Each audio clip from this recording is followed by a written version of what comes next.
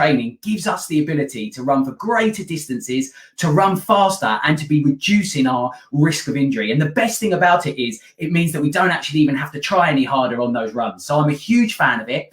And what we're going to do now is get talking about all of these things. Now, throughout the webinar, feel free to drop any comments. It'd be great to hear from you guys. If I don't get back to your comments during the webinar, I promise I will respond to them afterwards. And again, if you're watching this on a replay, do feel free to reach out to any questions, because as I say, I absolutely love talking about this and would be really pleased to be able to help you guys in any way that I can. And if I do get too passionate about it during this webinar, drop me a comment to let me know that I'm waffling, because as I say, it's something that really I do enjoy talking about and embracing myself. So what I think is we're all here now and joined in. So what we'll do is we'll look to get going. So firstly, what I wanted to do is just talk about what we're going to talk about in this webinar, so you know what's coming. So what is heart rate training? We're going to be talking about the science behind it. What is aerobic versus anaerobic? What is your lactate threshold? When it comes to heart rate training, this is something that's very important to understand this concept. What is our maximum heart rate, our resting heart rate, and our heart rate reserve? And we use these things, these measures, to be able to calculate the important data that we're going to talk about during the webinar. And then, as I say, that will allow us to be calculating your training zone. Now, we are going to show you ways tonight that you can calculate your training zone. And one of my favorite things about heart rate training and the things we're going to talk about today is it's completely scalable to whatever you're looking to run. So, you know, if you're Mo Farah or if you're someone just starting out at running, no matter what your pace, no matter what your mileage, these are rules that can apply to you, and we'll be able to show you how you can work that out for you as an individual. The 80-20 rule, so a rule that is applied quite a lot in different things of life, but we really use it for running to be really important. Using it well allows us to avoid any junk miles, which is something that we're going to talk about. And then also the 10% rule. So this is a rule that talks about how we can progress our mileage without increasing the risk of injury. So all of this combined allows us to become better distance runners, better runners that can be running faster, can be running further, and can be running without pain. So let's get going. But before we get going, I should mention who I am. So my name's John White. I'm the head therapist at John W. Sports Injury. I've been working in sporting injury now for around 13 years. But perhaps more important than that, when we're talking about running, is that I'm actually a keen half and full marathon runner myself. And as I say, for me, learning about heart rate training and understanding that really led me down into my career. It was my first passion, even when I got to understand the power of the body and how we can use that knowledge to become better runners. It led me into my career and ultimately has helped to shape my running. So as I mentioned, I have degrees in both sports injury rehabilitation and sports science. And as you've probably guessed by now, I absolutely love heart rate training and talking about it. So heart rate training then. So this is where, when we're training, when we're running, our sole focus is just to be keeping our heart rate within a certain zone or targeting a certain. We're not worrying about anything else. We're not worrying about speed. We are just focusing on that heart rate.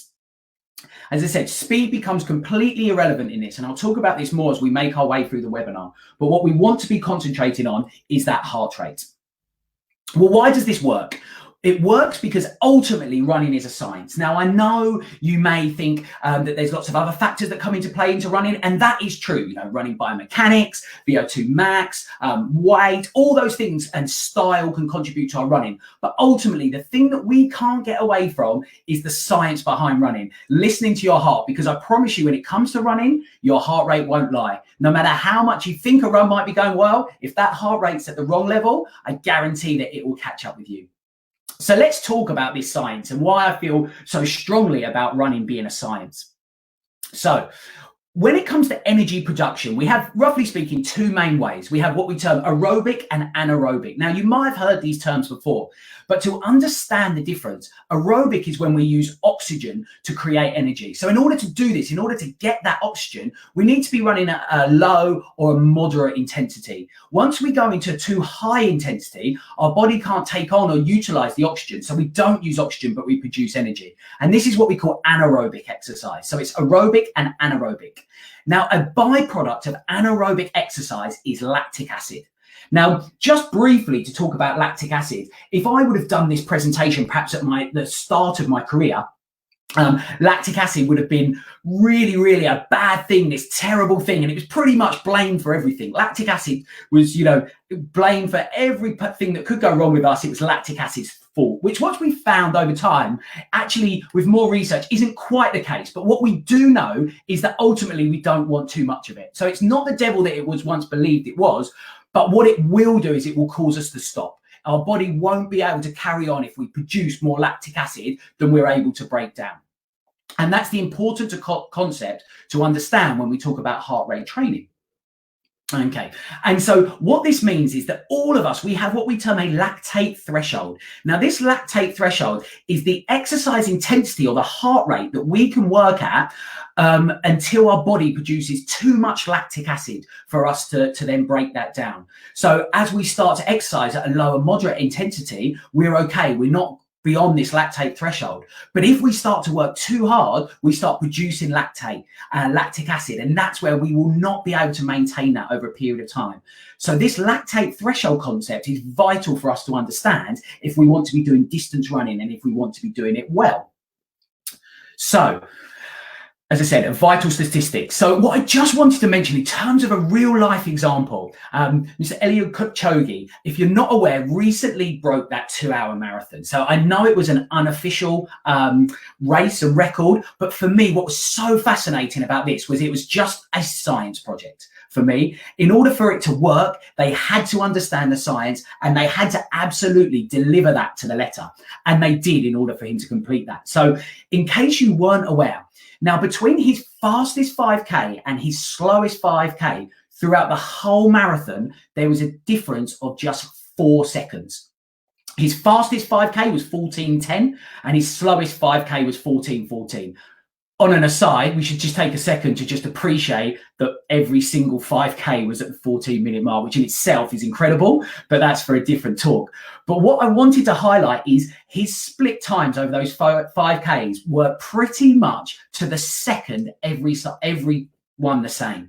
So what they simply did was worked out his lactate threshold, and he knew that if he ran at that lactate threshold and just beneath it, he could keep that pace going over an intensity. If he would have increased that pace, he would have crossed that lactate threshold and it wouldn't have been possible. But you can see the specifics that he kept allowed him to do that. And that's why, as I said, this is completely scalable. So we can apply that to us as well. So if we're running above our lactate threshold, we're going to hit a problem. But if we stay below it, we will be able to continue running and then we train that lactate threshold to be improved. So, as I said, he established that and ran perfectly at that speed.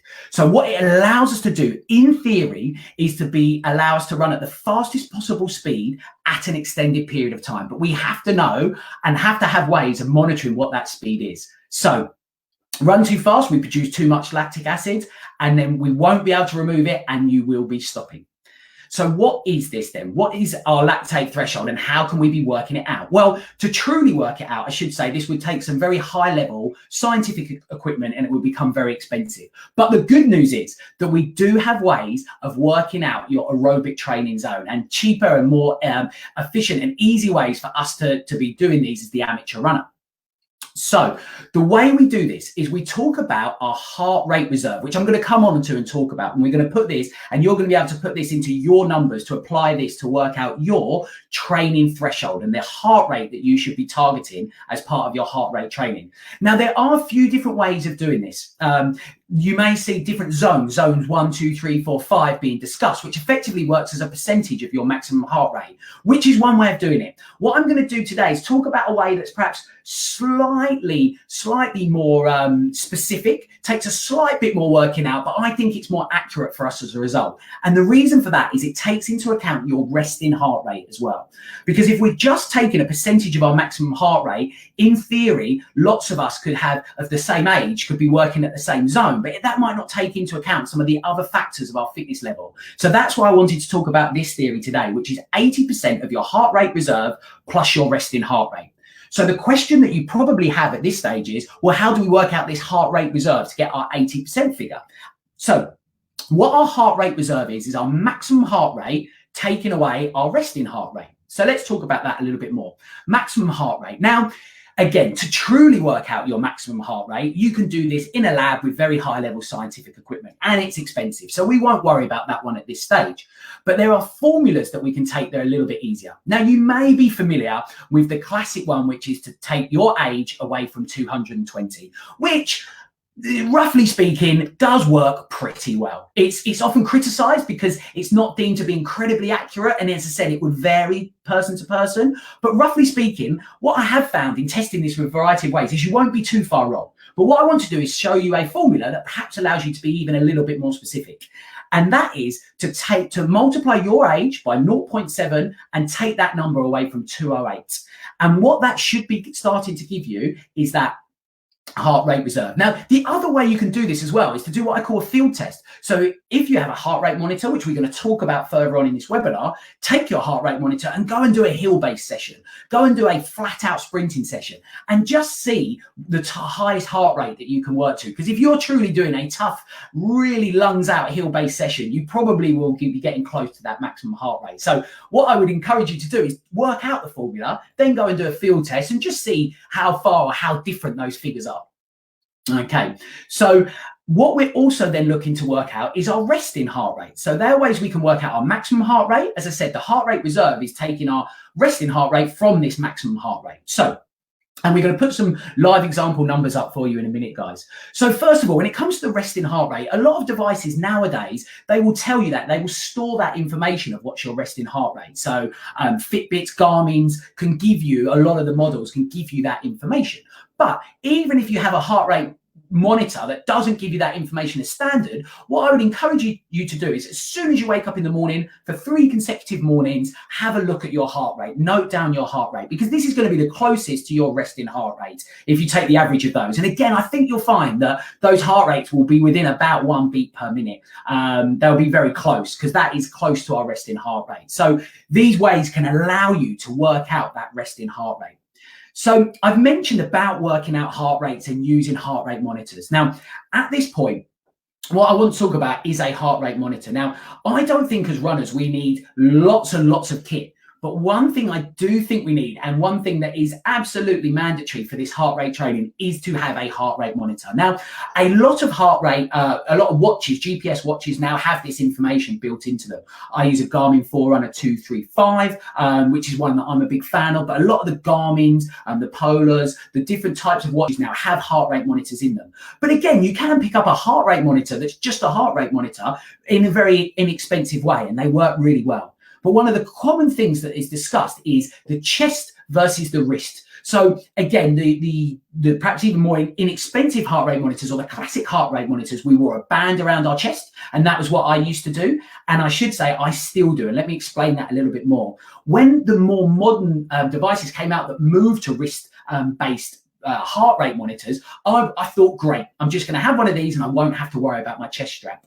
But for me, I found that it wasn't as accurate. It fluctuated a little bit more. If I was wearing 2 wrist-based devices like a Fitbit and my Garmin Forerunner, I was finding that there was differences in them. So then I was questioning the accuracy. So it's just my personal opinion, and I'm sure people may argue differently. But for me, I think a chest strap does work better and give you more accurate information. So if you've just got the wrist-based one, then that's fine and you can work with that. But I think if you really want to take this training to a higher level, for me, I would invest in a chest strap. And even if you've got a wrist-based one, what you don't have to do is perhaps go out and buy a new combo of watch and chest strap. What you can do is often buy a chest strap that combines up with your existing watch. But I do find the chest straps to be more accurate. So I just wanted to take a second or two just to explain that point a little bit more, because I know it's one that's commonly discussed.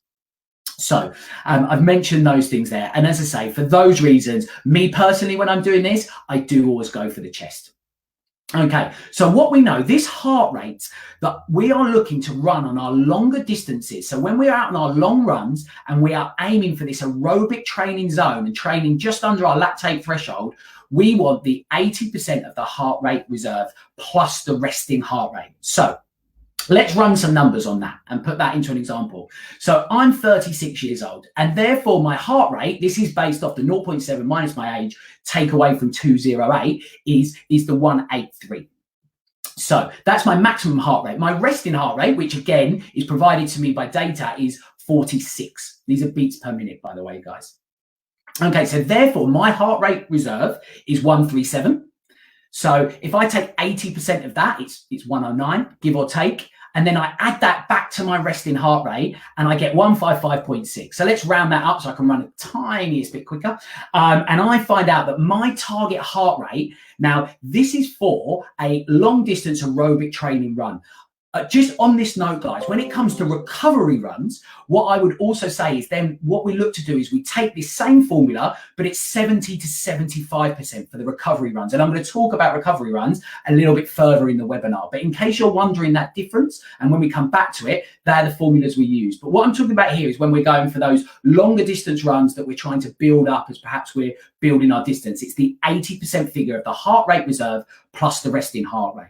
So hopefully what that allows you to do, guys, is start to plug some of your own numbers in there using those formulas if you have those basic figures, and then you can work out the heart rate that you should be working to when you're out on these long runs. Okay, so we have your target heart rate now. But now we get on to the good bit. We can start talking what that means for our running. So when you go out on your long run, the only thing you should be looking to do is to maintain that heart rate. That figure that we've worked out, that should be your sole focus. So the only con, and I mentioned this now, it can be tough on the ego at first. I struggled with this, and I know when I encourage friends to do this, clients to do this, colleagues to do this, the first thing they say is it feels like I'm running too slow to get that heart rate right. Well, what I would say, fight that ego. On recovery runs, I saw a great video by the running community about recovery runs. So worth checking that out as well. So we talk about recovery runs. But they simply said on that to just go out and love running. And this is why part of the reason I love this training so much. And my long runs, when people say to me, oh, how do you go out and run 10, 11, 12, 13 miles? So they're my favorite runs of the week with the recovery runs.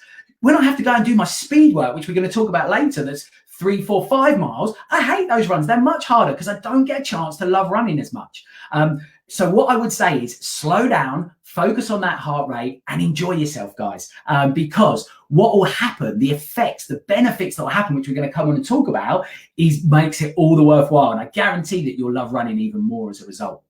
So let's talk about a live example, and I'm going to talk about myself personally. And what I've got here are my last 3 long distance runs. So I don't know how clear they're coming through for you guys, but I'll give you some of the figures and we're going to talk about this. So 3 weeks ago, I ran 10 miles. I was running at 8:15 minute per mile pace. And my heart rate, my average heart rate was 159, which as we know was a tiny bit higher. Mine should have been 156. So I was trying to gauge that and I got it a little bit wrong, but I ran at 8:15 pace for 10 miles.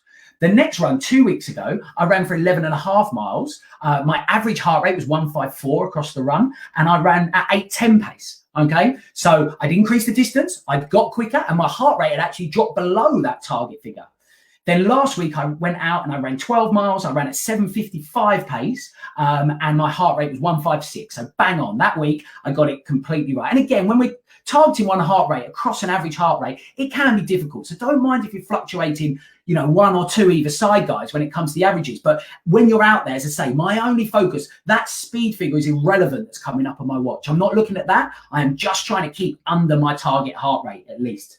So if you haven't worked out already what that meant, if we look at this graph here, my distance went up and my speed went down. Okay, so my average speed went down. So ultimately my speed increased as my distance went up. So this is fantastic because the biggest thing was my perceived effort had actually just stayed the same or perhaps even decreased along that heart rate. So what I was doing was trying to run at the same heart rate, but naturally my speed was just increasing and the distance was increasing. So you can start to see that if we then increase these things, as the weeks carry on for me, if I follow these training principles and my average speed carries on going down and my distance keeps going up, that's a fantastic thing for me. And the best thing about it is that I don't even have to try any harder because all I'm doing is running to that same heart rate. But my body is training those systems to become more efficient. And what that's allowing me to do is run at the same perceived intensity, but run quicker naturally. And that is the joy for me of this, and why I love this training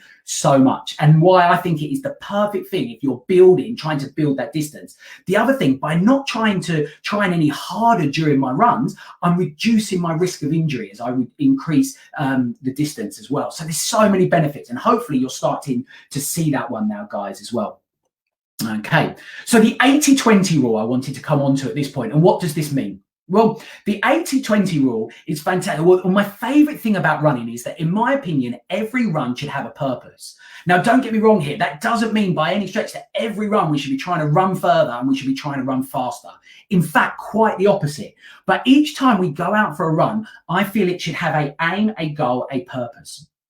So what it means is that 80% of our weekly mileage should be within this aerobic zone. So should be low to moderate intensity, whereas 20% should be the anaerobic, should be the hard work. Now, what I would say, guys, if you're watching this and you think, I haven't got a heart rate monitor and I don't want a heart rate monitor, what I would say, when we're talking low to moderate intensity running, we should be thinking about the fact that we're able to hold a conversation with somebody. Or if you're out running on your own, you should be able to sing a song. Okay, I've tried it. Try not to do it when anybody else is around, because it does look a little bit strange, but that is a good rough way of knowing that you're working at the right intensity. So if you haven't got a heart rate monitor, but you're keen to get out for a run and try some of this before you can get one, that's another way of judging these zones. But for the 20% of mileage, that's when we work hard. And again, this is completely scalable. So if you're an elite athlete and you're running 100 miles a week, or if you're just out doing 5 to 10 miles a week, the same rules can still apply. You know, the elite runners, the Mo Farahs, the Kipchogis of this world, they are applying this principle to their training, and we can too. And what it allows us to do is for every run to have a purpose. So let's break that down into an example. So somebody runs 16 miles a week, just as a rough rule of thumb. What I did was a 10-mile run and 2 5Ks. Okay, what this means is that slow miles should account for about 12.8 miles, and fast miles should account for about 3.2 of that mileage. So therefore, for example, a sample week for this person could be that they do their 10-mile long run, they do a 2.8-mile recovery run, and as I mentioned earlier, the recovery run, we drop that heart rate even further. So the figure you should be looking for is between 70 and 75% of that heart rate reserve plus resting heart rate, not the 80 of our aerobic training zone. But then this particular example leaves us a nice fast 5K session. So we take 3 runs. Each one has a purpose. The 10 miles are long run, where we're looking to target that aerobic training zone. The recovery run is the second run, and what we're looking to do there is drop the heart rate even further, and that's a real one to just get out and enjoy the love of running. But then the third session is the tough one. It might be a fast 5K, it might be an interval-based session, some form of speed-based work where that's where we're looking to get those gains. But each one has a clear purpose, and when we understand this heart rate training, that's why it allows us to do that. And what that allows us to do, guys, is avoid junk miles, which might have been a term that you've heard. So if we take that another way and somebody does those 3 runs and they basically just try and run the 10 miles at a relatively hard pace, then 2 5Ks at a relatively hard pace, actually what they're doing is they're just potentially running junk miles because they're not training any of the systems correctly. They're not getting any benefits, and they're massively reducing their risk of injury. So what they've done is had no purpose in that example, and they've gone out and run 16 junk miles that week, compared to person B, who's followed these rules, and each run they've had a different goal, which they then achieved and helped their body adapt as a result. So again, that's what we want to avoid, junk miles, and I hope that makes sense for you following those numbers. So the 10% rule was another rule to discuss. Now, the 10% rule is the way that we can look to, again, when I'm working with people in clinic and they'll say, well, how should I build my mileage? How many miles should I build up each week? So essentially what this allows us to do is to reduce the risk of injury as we progress our mileage. And this is one that we can particularly apply to our weekly mileage or onto the long run when we're looking to do a long run. I mean, I'd stereotypically say at the weekend, I think that might be when most people do their long run, but whenever your long run is, I would encourage you to apply the 10% rule as maximum. So we said earlier in the earlier example that the weekly mileage included a 10-mile long run. Okay, so what that means, once they complete that 10 miles, the 10% of that, okay, would be about 1,600 meters, which is 1 mile. So in week 2, they would look to run an extra mile, this person. So week 2, they go to 11 miles. And then in week 3, the 10% rule would allow them to run to 12.1 miles. And week 4 would allow them to go to 13.3. So this example works quite nicely because it has somebody starting at 10 miles and then 1 month later, or 4 weeks later to be specific, they've managed to go from 10 miles to their half marathon distance. And what they've allowed that to do is do that very progressively, as you can see. So the body's getting a chance to adapt to those mileage. So many times I see people in clinic who've developed overuse injury because when I speak to them about their program, they did an 8-mile run and then they did 11 and then they went for 15. But actually the percentage increase there is huge. So their body wasn't able to adapt to that mileage. Remember, with any sort of training that we're looking to do, what the body's looking to do is respond to the demands that we're placing upon it. So if we slightly increase the demands, the body can cope with this. But when we massively increase the demands, it's too much for the body. And that's where it can break down and cause injury and problems and dysfunction. So that's where the 10% rule comes in order to allow us to do these things safely.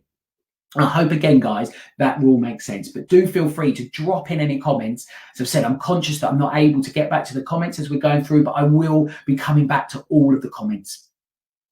Okay, so and then also, though, we can factor that back into the 80-20 rule as well. So when we're working out our weekly mileage, what we can be doing is putting the 10% rule onto that and then chopping that into the 80-20 rule to give us our breakdown of our runs, if that makes sense as well. So it all comes together. Hopefully what you can see is what we've spoken about in this webinar is how it can all come together. Okay, so just to finish, guys, I hope that this has been really helpful half an hour for you guys to truly understand heart rate training. I'm sure you can see my passion for it, and I'm sure you have a genuine interest for it as well. So hopefully I've given you something new or validated a thinking that you've had. If I had, drop it in the comment for me, guys. I'd love to hear what you've learned new, what's been helpful, because that will allow us to tailor future webinars and content for you. But if I have bombarded you a little bit and worried you with some of this information, or you want to discuss this a little bit further or put this onto more of an individual level, just to briefly mention, we can build a plan for you. And this is something that we do for our other clients. We can meet you in our virtual clinic. So how you join me now, we can meet virtually if you're not local to any of our clinic locations. And we can firstly provide a full flexibility screening, something that we do with our runners, which allows us to see if there's anywhere where you're predisposed to injury. So once we embark upon a program, we know that we're also addressing any flexibility or strength issues that may also cause us a problem. But then what we look to do is formulate a plan. Now, the earlier you start these plans, the better, but we do work with people over any sort of distances, time frame, sorry. But we like to work to a 24-week plan. In my opinion, if you're prepping for a half marathon or a marathon, I think that this is a nice time frame, that sort of 6-month time frame to really do this well and to apply these rules. And what we then do is take these figures for you and we calculate everything for you. So we formulate that target heart rate and then we work into the 80-20 rule. We break down for every session what you look to do. We total up the mileage. We make sure that fits the 80-20 rule. We make sure that fits the 10% rule. We document how many are meant to be slow miles, how many are meant to be fast miles. And those fast sessions, we break that up into different speed-based sessions, which include interval sessions, tempo sessions, and Yasu 800s is another form of speed work linked to marathon training, which we can talk about more if this is of interest to you.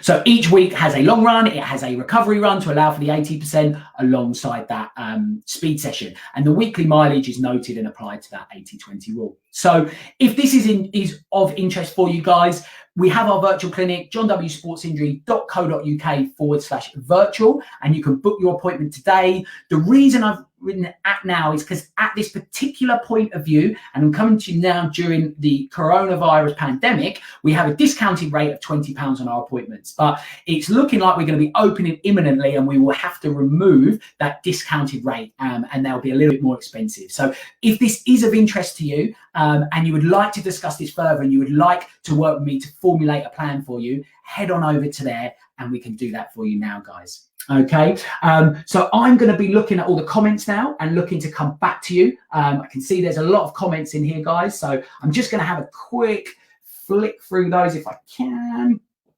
Okay. Yeah, again, just seeing loads of different things coming through. Other benefits that I haven't mentioned. So Alan there has mentioned the lower heart rate allows us to burn fat and things, which is great. You know, it's true. That's exactly right. The lower running is great. Mark there mentions about the 80-20 book, which is fantastic, but can be a bit mind-boggling. And I agree, some of this can get a bit mind-boggling. So what I wanted to do was to try and break this down to be a little bit more simple for you guys. So yeah, Melissa, you put the formulas there, which is exactly right. A reminder, guys, I know I tried to be as slow as possible on the formulas, but this will be sitting live on the page that you're joining to us now. Sorry, the live will be sitting there. So feel free to watch that back. But again, I'm going to come back to your comments, guys, on this one. So yeah, there's a lot of kind of comments in here, guys. So what I'm going to do, in order to not keep anybody for any longer, I'm conscious that we've now been half an hour, and I thank you greatly for your time, is I will come back to your comments individually. And if you want to reach out to me, please feel free to in any way. I'm happy to talk to you, happy to chat this in more detail. And if there's lots to come out of it, we can drop back on and do another webinar. I really thank you for your time. I hope that's been helpful, and get out there and give it a go. Don't forget the only con, you might have to fight that ego. It might feel a little bit strange, and you might think, we suffer with this as runners, that ego hit and you're running and it doesn't feel right. You think everyone's looking at you, that you're running slower than you should be. What they should be saying, and what true runners know, is that actually that's somebody who's doing a run with a purpose, because that's what you're doing. You're not running slowly, you're running with a purpose. So grab your heart rate, get out there and get investigating, but give it 3 or 4 weeks. Look at my example. You know, look how I've shaved 20 seconds off my average pace per mile, and my heart rate's come down and my distance has gone up. So give yourself 3 or 4 weeks, get going, and let me know your feedback, guys. Send me messages of how it's going. I'd love to know that this has been a help of you as we go through. So thank you for your time, everybody. Take care and happy running.